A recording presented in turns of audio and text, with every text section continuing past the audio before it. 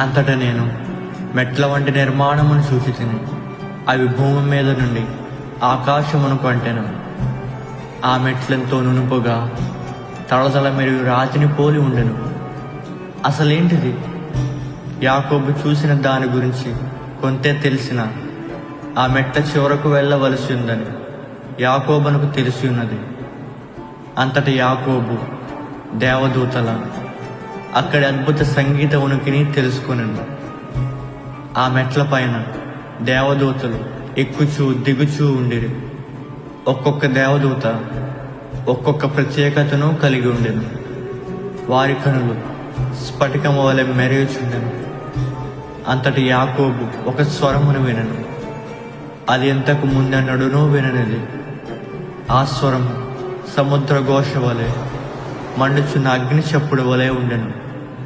ఆ స్వరము నా ఎముకలను వణికించెను.